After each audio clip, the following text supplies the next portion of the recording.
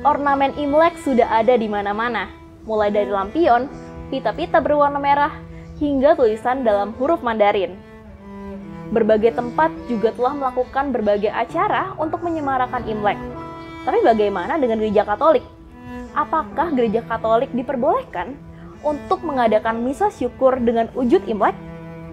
Yuk mari kita sama-sama bahas dalam Berkat Kamu.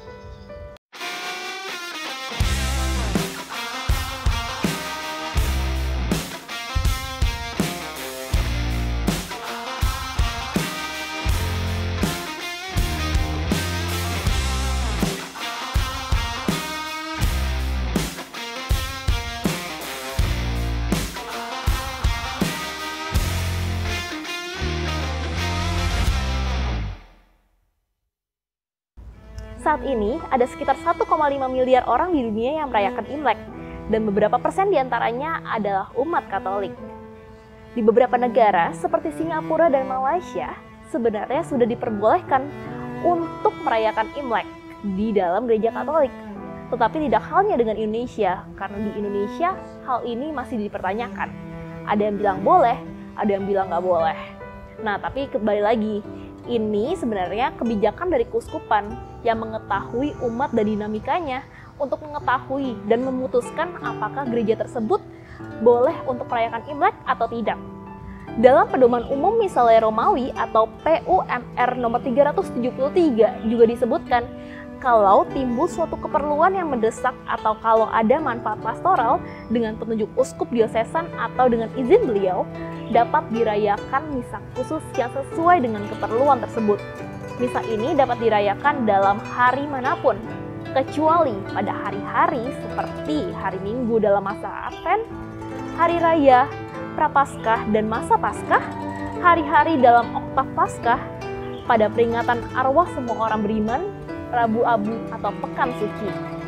Karena misa syukur dengan intensi Imlek masuk ke dalam salah satu misa dengan keperluan tertentu, maka setiap keuskupan dapat menentukan mana yang baik atau tidak sesuai dengan kondisi masing-masing dari gerejanya.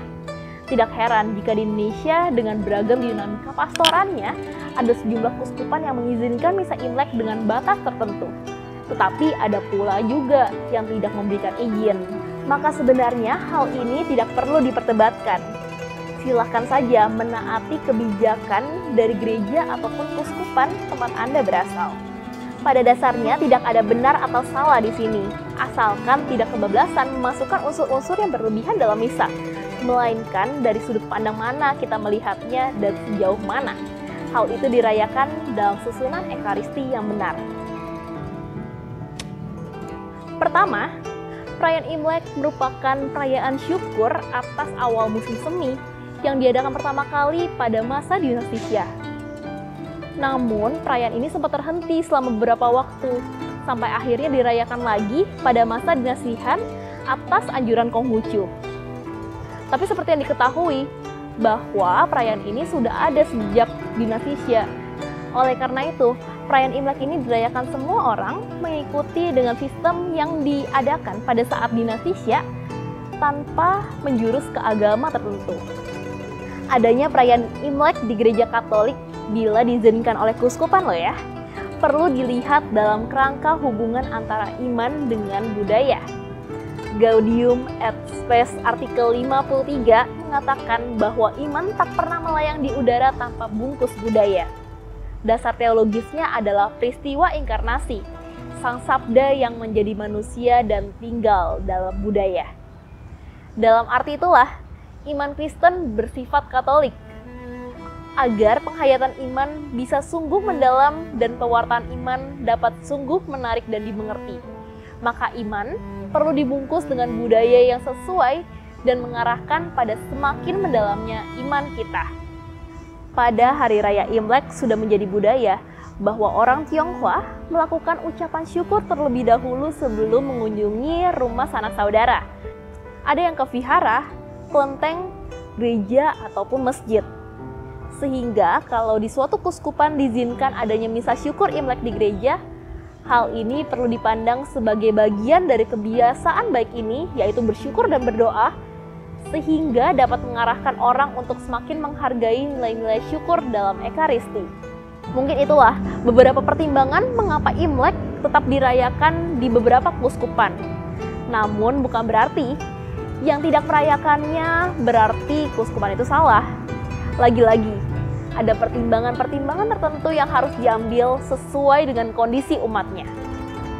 Selain itu, yang perlu menjadi perhatian adalah bagaimana menggunakan beberapa unsur budaya Imlek seperti penggunaan hiyo, pai-pai, pembagian angpau dan buah, pertunjukan barongsai dan lain sebagainya dalam pemaknaan Katolik.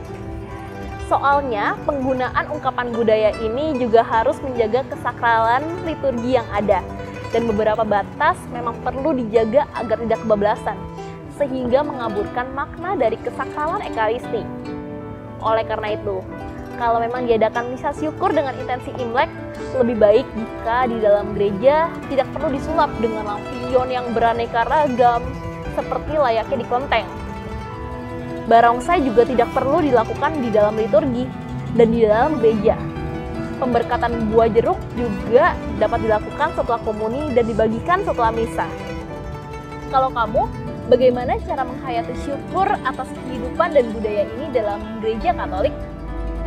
Jika merasa video ini bermanfaat buat kalian, jangan lupa like, komen, dan share. Sampai jumpa di berkat kamu selanjutnya. Bye-bye.